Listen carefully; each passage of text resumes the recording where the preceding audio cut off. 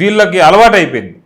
ఒక 30,000-40,000 vote bank, ఎవడు vote వేసినా వేయకపోయినా వాళ్ళు వచ్చి ఓట్లు వేసుకొని ఆ మెజారిటీ అనేది అట్లే పెట్టుకోవడం ఒక 20 yearsగా నాకు తెలిసి తెలుగుదేశం పార్టీకి అలవాటు అయిపోయింది. ఐ థింక్ 2001లోనో ఎప్పుడో దేర్ వాజ్ రిపోర్ట్. ఆ రిపోర్ట్ ప్రకారం చంద్రబాబు నాయుడు గారు 1,10,000 దొంగ ఓట్లు చేర్చాడని చెప్పి ఒక ఆర్టికల్ వచ్చింది. అప్పటి నుంచి ఎన్ని ఓట్లు తీసేసినా ఇన్ని ఓట్లు అయితే తీయలేరు కదా. సో ఈసారి అయితే దొంగ ఓటు నేను ఫెయిర్ ఎలక్షన్ జరుగుతుంది, అక్కడి వరకు అయితే నేను ఖచ్చితంగా చెప్తాను. ఫెయిర్ ఎలక్షన్ జరిగితే మరి ఎలా ఉంటుంది రేపు?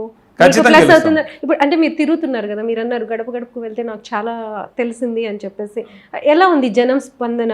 అంటే నాకు తెలిసి 2 groups ఉన్నాయి ఇక్కడ. సో 2 groups మీ వైపు చూస్తున్నారా? మీ గ్రూప్ మీకు చూస్తారు ఎలాగూ. అటు టీడీపీ గ్రూప్ నుంచి ఏమైనా వలసలు అలాంటివన్నీ ఏమన్నా ఉన్నాయా? అంటే వాళ్ళు అర్థం చేసుకుంటున్నారా చేస్తున్నారని? జనరల్గా ఇప్పుడు మనం ఉండేది కుప్పం నియోజకవర్గంలో కాబట్టి వాళ్ళ క్యాడర్ వాళ్ళకి లేదని మనం చెప్పలేం. అందరూ మారిపోయినారు, ఎటువంటి పరిస్థితుల్లో 100% మా పక్కే ఉన్నారని నేను చెప్పట్లా. బట్ మనకు గెలవడానికి కావాల్సింది 51% మాత్రమే. 51% కంటే ఎక్కువ మంది ఈసారి మా వైపు ఉన్నారు, మాతో సాటిస్ఫైడ్ ఉన్నారు. అధిక శాతంలో మహిళలు వైఎస్ జగన్మోహన్ రెడ్డి గారిని నిజంగా అభిమానిస్తున్నారు. ఏ ఇంటికి వెళ్ళినా ఎవరితో మాట్లాడినా ఇదివరకు కుప్పం నియోజకవర్గంలో ఎలా ఉండేదంటే ఒక ఊర్లోకి వెళ్ళాలంటే అక్కడ ఉండేటటువంటి లోకల్ నాయకులు అధికార పార్టీ వేరే ఏ పార్టీ వాళ్ళని ఆ ఊర్లో కూడా రానిచ్చేటటువంటి వాళ్ళు. నువ్వు పోతే గుళ్ళో దండం పెట్టుకొని బయటికి వెళ్ళిపోవాలి. You are not even allowed in to the village for political activity. అట్లాంటి ప్లేస్లో మేము ఈరోజు వెళ్ళి మా జెండాలు నాటి మేము అక్కడ ప్రజలతో మాట్లాడి వాళ్ళని కన్విన్స్ చేయగలిగి గడప గడప ప్రతి ఒక్క ఇంటికి తిరిగి నీకు ఇంత మంచి జరిగిందమ్మా, నీకు ఇంత లబ్ధి జరిగిందమ్మా అని చెప్పగలుగుతున్నామంటే అది కేవలం జగన్మోహన్ రెడ్డి గారి దయ.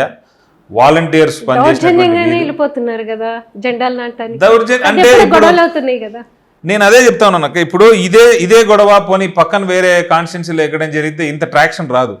అక్కడ రెండు వర్గాలు కొట్లాడుకున్నాయంటారు అంతే.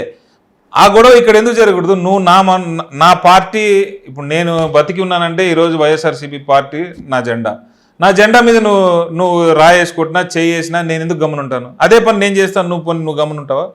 నేను తెలుగుదేశం పార్టీ జెండాని ఈరోజు పగలగొట్టేస్తాను పోయి, వాళ్ళు గమనుంటారా? మరి నువ్వు మా పార్టీ జెండా మీద చేస్తే నేను ఎందుకు గమనుంటాను? ఉండట్లేదు కదా. ఉండట్లేదు, నువ్వు ఎందుకు వేయాలి? నువ్వు వేయకపోతే నేనేను. నువ్వు చంద్రబాబు నాయుడు అయితే నాకేంది, ఎవడైతే నాకేంది, నా పార్టీ జెండా ముట్టుకోవద్దు. నేను మీ జోలికి రావడంలా, నువ్వు నా జోలికి వచ్చి నన్ను గమ్మున ఉండాలి, నువ్వు నాకు అన్యాయం చేసినావు, నువ్వు నా మీద దౌర్జన్యానికి వస్తాను అంటే నిన్ను ఎవడు రమ్మన్నాడు? అంటే నువ్వు ఏం చేసినా, నువ్వు కొట్టినా తిట్టినా నేను గమ్మున నిలబడి ఒక సన్యాసిలాగా ఉండాలి. చంద్రబాబు నాయుడు అయితే ఎవడేంటి కాదు కదా, ఆయన 7 సార్లు ఇక్కడ ఎమ్మెల్యేగా గెలిచారు, మొత్తం టోటల్ 8 times ఎమ్మెల్యేగా గెలిచారు, ముఖ్యమంత్రిగా చేశారు. ఎవడైతే అంటే ఎట్లా? ఎవరైనా సరే మా పార్టీ జోలికి రావద్దు, వస్తే మేము గమనం ఉండమంటున్నాను. చంద్రబాబు నాయుడు గారు కానీ ఇక్కడ ఉండే లోకల్ నాయకులు కానీ ఈరోజు ఆయన ఒక ఆయన పెట్టాడు ఇక్కడ ఎమ్మెల్సీ క్యాండిడేట్ ఇన్ఛార్జ్గా, ఆయనైనా కానీ ఎవరైనా సరే మీ రాజకీయం మీరు చేయండి. మీరు ప్రజల దగ్గరికి వెళ్ళి మీరు ఏం చేయాలనుకుంటున్నారో మీరు చెప్పుకోండి. మేము దానికి అగెన్స్ట్ కాదు. మేమేం చేయాలనుకుంటున్నాం, మేము ఎలా వాళ్ళ దగ్గరికి వెళ్ళి వాళ్ళకి మంచి చేయాలనుకునేది మా అజెండా ఏంటి, మా జగన్మోహన్ రెడ్డి గారు ఏం చేయాలనుకుంటున్నారు మేము చెప్తాం. Let people decide. మీరు వచ్చి అనవసరంగా గొడవలు పెట్టడం, మీరు వచ్చి అనవసరంగా మా బ్యానర్లు జించడం, కావాలని రెచ్చగొట్టడం, ఇట్లాంటివి చేస్తే ఇదివరకు అంతా ఇదే చేసినారు. నువ్వు 2014 కంటే ముందు నువ్వు 2014 నుంచి 19 వరకు ఇదే నువ్వు చేసింది. ఏదో బెదిరిస్తావు, భయపెడతావు, దొంగ కేసులు పెడతావు, ఆస్తులు జప్తు చేపిస్తావు, ఏదో ఒక రకంగా ఇబ్బంది పెడతావు, నువ్వు వాళ్ళని వశం చేసుకుంటావు. ఇప్పుడు ఆ సిచ్యువేషన్ లేదు.